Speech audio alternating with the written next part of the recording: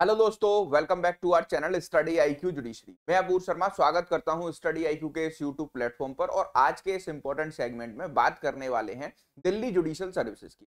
Delhi judicial services बाकी judicial services exam से बहुत ज्यादा अलग होता है और बहुत सबसे इंडिया में जुडिशियल सर्विसेज में सबसे टफ एग्जाम माना जाता है। चाहे हम दिल्ली जुडिशियल सर्विसेज सिविल या जूनियर डिवीजन की बात करें या फिर दिल्ली हायर जुडिशियल सर्विसेज की बात करें, तो आज के इस इंपॉर्टेंट सेगमेंट में हम समझेंगे कि दिल्ली जुडिशियल सर्विसेज का क्या सिलेबस है, कौन लोग एलिजिबल हैं और कितनी एज लिमिट तक आप फॉर्म को भर सकते हैं। इसी के साथ साथ आपका किन स्टेजेस में एग्जाम होता है, प्रीलिम्स में जो एग्जाम होता है वो कितने मार्क्स का होता है, क्या नेगेटिव मार्किंग होती है या नहीं, और मेंस में कितने स्टेजेस में एग्जाम्स कराया जाता है, कौन कौन से सब्जेक्ट्स आपके पूछे जाते हैं, और फिर मेंस के बाद इंटरव्यू का क्या प्रोसेस रहता है। तो आज हम दिल्ली जुडिशियल सर्विसेज की जो सिलेबस है और इसका पूरा डिटेल्ड एनालिसिस करने वाले हैं और आपके दिल्ली जुडिशियल सर्विसेज से रिलेटेड जितने भी डाउट्स हैं वो आज आपके क्लियर हो जाएंगे। वीडियो को स्टार्ट करने से पहले मैं आपको बताना चाहता हूं स्टडी आई जुडिशरी का P2I लाइफ फाउंडेशन बैच 8,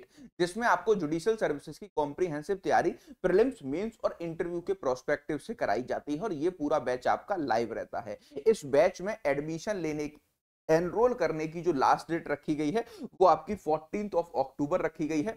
अभी आप अगर एपीयू का कोड यूज करते हैं तो आपको दशहरा डबल धमाका ऑफर में ये बैच डबल वैलिडिटी के साथ दिया जा रहा है, मतलब आपको 4 ईयर की वैलिडिटी के साथ ये बैच मिल रहा है एपीयू के कोड से मात्र 29,999 में। आप में से जितने भी लोग इसमें एनरोल करना चाहते हैं वो एपीयू के कोड से एनरोल कर सकते हैं। और अगर आपको मुझसे कुछ भी पूछना है या फिर जुडिशियल सर्विसेज के रिस्पेक्ट में कोई भी डाउट है या फिर आप मेरी फ्री जुडिशरी मेंटरशिप का फायदा उठाना चाहते हैं, @अपूर शर्मा ऑफिशियल ये है मेरा टेलीग्राम ग्रुप।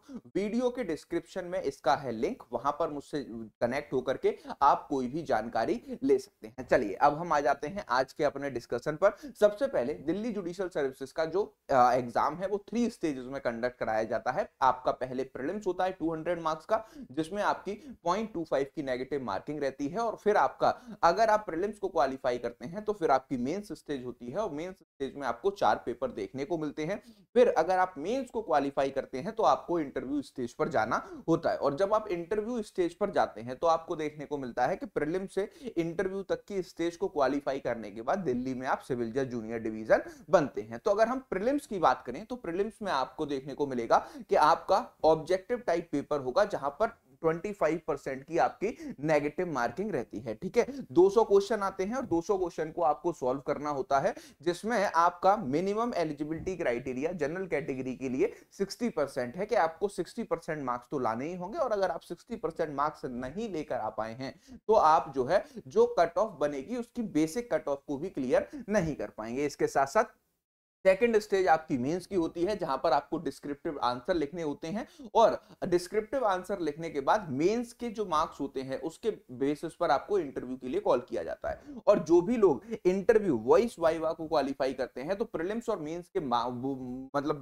मेंस के और इंटरव्यू के मार्क्स को मिलाकर क्यूमुलेटिव कट ऑफ बनता है और अगर आप उसको क्वालिफाई कर पाते हैं तब आप दिल्ली में सिविल या जूनियर डिवीजन बन पाते हैं। इसी के साथ साथ कौन कौन कैंडिडेट एलिजिबल हैं, तो सबसे पहली बेसिक एलिजिबिलिटी क्राइटेरिया है कि आप सिटीजन ऑफ इंडिया होने चाहिए। इसी के साथ साथ आप जो है एज अ एडवोकेट अपने आप को रजिस्टर कराने के लिए एलिजिबल होने चाहिए एडवोकेट एक्ट 1961 के अकॉर्डिंग। इसके साथ साथ तीसरी एलिजिबिलिटी क्राइटेरिया कि आपकी 32 साल से कम की उम्र होनी चाहिए, तभी आप इस फॉर्म को भर सकते हैं। इसके साथ यहां पर आपको देखने को मिलेगा कि अगर हम प्रीलिम्स की बात करते हैं तो प्रीलिम्स एग्जाम जो है आपका वो 200 मार्क्स का कंडक्ट कराया जाता है। और ये जो 200 मार्क्स का प्रीलिम्स है जिसमें आपको 60% मिनिमम कट ऑफ रखी जाती है और फिर उसके बाद जितनी नंबर ऑफ वैकेंसीज होती हैं, नंबर ऑफ सीट्स के हिसाब से जो भी आपके स्टूडेंट्स होते हैं, एक सीट पर 10 स्टूडेंट को मेंस लिखने का मौका मिलता है। तो एक सीट पर 10 स्टूडेंटों को मेंस लिखने का मौका मिलता है। इस वजह से यहां पर आपको देखने को मिलता है कि ये जो आपकी cut off overall cut off बनती है वो 120 से ज्यादा ही हमेशा रहती है। ठीक है, लेकिन इस बार तो कट ऑफ बहुत ज्यादा गई क्योंकि डीजीएस का पेपर थोड़ा इजी इस बार प्रीलिम्स का पूछा गया था। इसी के साथ साथ अगर हम बात करें कि इसमें आपका क्या क्या पूछा जाता है तो आपको इसमें देखने को मिलेगा कि आपके 150 मार्क्स का आपका लॉ आता है, प्लस इसमें जो आपकी जीके, जीएस और लीगल करंट अफेयर्स आते हैं। मतलब जो करंट अफेयर आपके जीके जीएस वाले भी पोर्शन जो कि अभी प्रेजेंट में चल रहे होते हैं वो आपसे पूछे जाते हैं 25 to 30 मार्क्स के, और फिर आपके 10 से 15 मार्क्स की आपसे इंग्लिश भी पूछी जाती है। तो इस तरीके से आपका डीजीएस का जो प्रीलिम्स का पेपर है वो 200 मार्क्स का पूरा रहता है। अब अगर हम बात करें कि प्रीलिम्स में हमारे क्या क्या सब्जेक्ट्स आएंगे और क्या कहां से क्वेश्चन पूछे जाते हैं, तो आपकी जर्नल लीगल नॉलेज पूछी जाती है। इसके साथ एप्टीट्यूड, कैंडिडेट का एप्टीट्यूड चेक किया जाता है, candidate power to expression and fair in English. ठीक है, कि आपकी इंग्लिश कैसी है और आपका इंग्लिश पे कितना कमांड है। आपको प्रीलिम्स में भी इंग्लिश के क्वेश्चन देखने को मिलते हैं, और knowledge of objective legal type question. और यहां पर आपके जो लीगल टाइप क्वेश्चन है इसमें आपके आते हैं लॉ के सब्जेक्ट। ठीक है, तो लॉ में आपसे कौन कौन से सब्जेक्ट प्रीलिम्स में पूछे जाते हैं ये है उसकी कॉम्प्रिहेंसिव लिस्ट। सबसे पहले कॉन्स्टिट्यूशन ऑफ इंडिया से आपके क्वेश्चन रहते हैं, सीपीसी से आपके क्वेश्चन रहते हैं, इसी के साथ साथ सीआरपीसी। अब आपका आप यहां पर लिख लीजिए कि बीएनएसएस 2023 से आगे पूछा जाएगा। ठीक है, क्योंकि अब बीएनएसएस हमारे यहां पर लागू हो गया और जुडिशियल सर्विसेज में आने भी लगा है। ठीक है, इंडियन पीनल कोड की जगह आपका भारतीय न्याय संहिता 2023 के क्वेश्चन अब आपसे हमेशा पूछे जाएंगे। Indian contract act, limited liability partnership act, इसके साथ arbitration and conciliation, Indian evidence act. ठीक है, इंडियन एविडेंस एक्ट की जगह भारतीय साक्ष्य अधिनियम। ठीक है, भारतीय साक्ष्य अधिनियम 1872 इसमें आपसे पूछा जाएगा। इसके साथ साथ स्पेसिफिक रिलीफ एक्ट 1963 और आपका लिमिटेशन एक्ट जो है आपसे यहां पर पूछा जाता है। तो ये हो गया आपका जो है क्या लॉ के 10 सब्जेक्ट्स। इसके अलावा आपको यहां पर देखने को मिलेगा the protection of children from the sexual offence, POCSO act 2012, commercial court act 2015, ये भी आपसे यहां पर जो है क्या है पूछा जाता है। तो ये हो गया आपका प्रीलिम्स का सिलेबस, जहां से आपके 200 मार्क्स के क्वेश्चन आते हैं। और यहां पर आपको देखने को मिलेगा कि एक क्वेश्चन 1 मार्क्स का होता है और 0.25 की नेगेटिव मार्किंग इसमें आपकी होती है। हर क्वेश्चन को गलत करने पर 0.25 आपको यहां पर पूछा जाता है। प्रीलिम्स को क्वालिफाई करने के लिए आपको 60% जनरल कैटेगरी के लोगों को मिनिमम लाने होते हैं, इससे नीचे हैं तो आप क्वालिफाई नहीं करेंगे, और 55% रिजर्व कैटेगरी के कैंडिडेट्स को लाने होते हैं।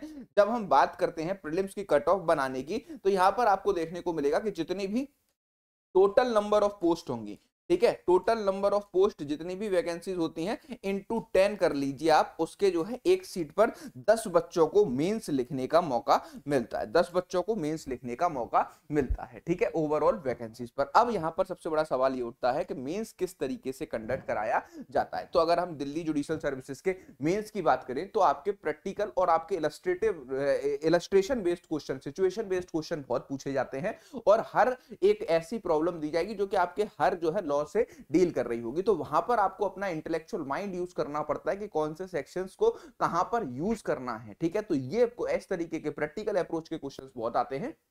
तो मेंस के ये 4 पेपर होते हैं। एक होता है आपका general legal knowledge and the language paper, ये 250 मार्क्स का होता है। अगर हम इसमें बात करें तो यहां पर आपको देखने को मिलेगा 150 मार्क्स में आपके इंग्लिश और हिंदी लैंग्वेज पेपर आएगा, जहां पर आपको ऐसे राइटिंग, प्रीसी राइटिंग के साथ साथ आपको देखने को मिलेगा कि आपकी ट्रांसलेशंस जो होती हैं English to Hindi, Hindi to English, वो होती हैं। और 100 मार्क्स का आपका लीगल जर्नल लीगल नॉलेज, जो कि आपकी करंट लीगल नॉलेज है, उसके क्वेश्चन आते हैं। अब यहां पर बात की जाए कि जनरल लीगल नॉलेज की अगर हम बात करें तो आप लास्ट 6 मंथ की, जब से नोटिफिकेशन आया है तब से लास्ट 6 मंथ के वो सारे न्यूज जो कि लीगल से रिलेटेड हैं, जिनका हिस्टोरिकल कुछ बैकग्राउंड है, उनको अगर पढ़ेंगे और आप सुप्रीम कोर्ट और हाई कोर्ट के जजमेंट्स को पढ़ेंगे तो आपका पूरी तरीके से ये वाला 100 मार्क्स का पार्ट कवर हो जाएगा। फिर उसके बाद आपका आता है सिविल लॉ 1 का पेपर, जो कि आपका 200 मार्क्स का होता है, जिसमें आपके फैमिली लॉज वगैरह पूछे जाते हैं। उस सिलेबस को अभी हम डिस्कस करेंगे। सिविल लॉ 2 का पेपर भी 200 मार्क्स का होता है, क्रिमिनल लॉ का पेपर भी 200 मार्क्स का होता है। तो टोटल अगर डीजीएस मेंस की बात की जाए तो 850 मार्क्स का दिल्ली जुडिशियल सर्विसेज का डीजीएस का आपका मेंस यहां पर कंडक्ट कराया जाता है।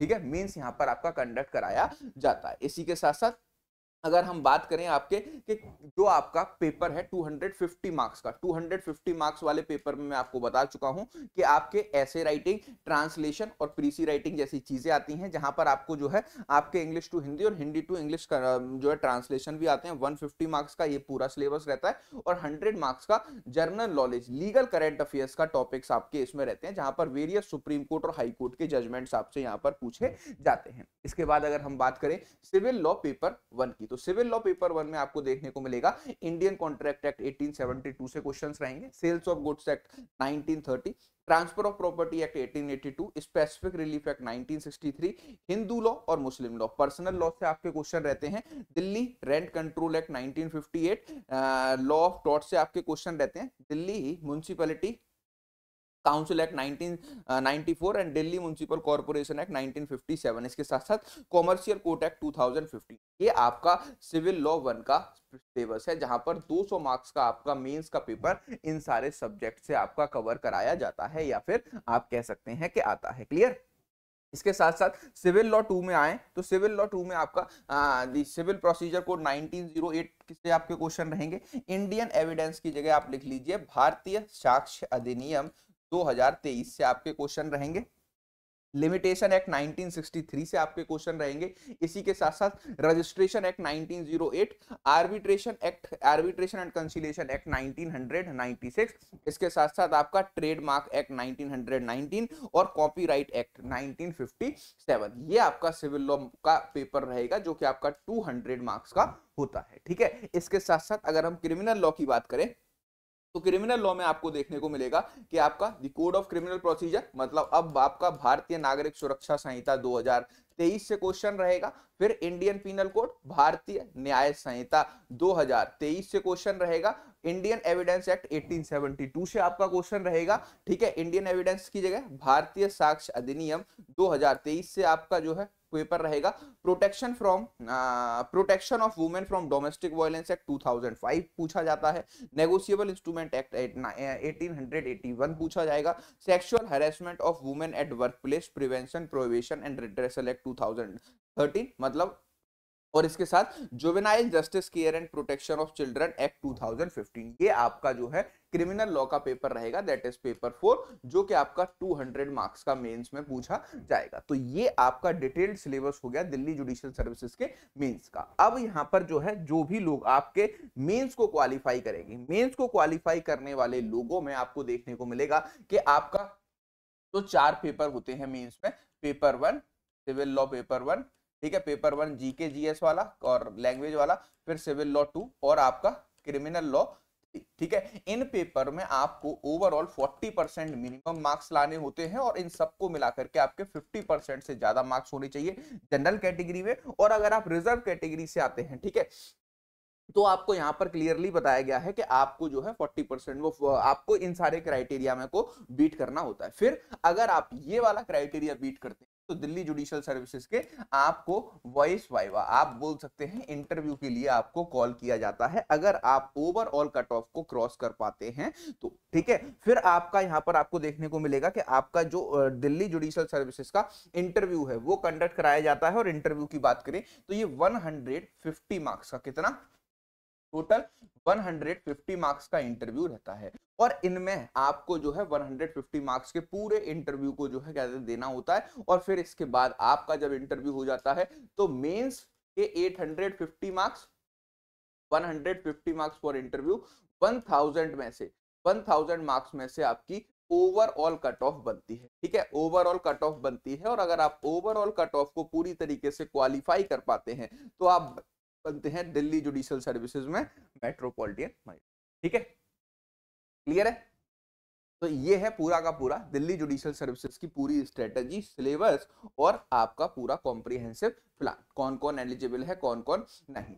अब मैंने आपको स्टार्टिंग में बताया था कि अगर आप जुडिशियल सर्विसेज की कर रहे हैं प्रिपरेशन तो स्टडी आईक्यू जुडिशरी का जो P2I बैच नंबर 8 है, इसमें एडमिशन लेने की आखिरी डेट है 14 अक्टूबर 2024। इसमें आपको प्रीलिम्स, मेंस और इंटरव्यू की पूरी तैयारी कराई जाती है, जहां पर हम मेंस के प्रोस्पेक्टिव से 12 मंथ्स के अंदर पूरा बैच आपको लाइव पढ़ाते हैं। और लाइव बैच में आपके सारे major laws, minor laws, local laws, GK GS, current affair, हर एक चीज को डिटेल में कवर कराया जाता है। तो आप में से जितने भी लोग जुडिशियल सर्विसेज की तैयारी करना चाहते हैं 2025 या 2026 के लिए, अभी स्टडी आईक्यू पर दशहरा डबल धमाका ऑफर चल रहा है, जहां पर एपीयू का कोड, इस कोड को यूज करके आपको मेरी मेंटरशिप फ्री मिलती है।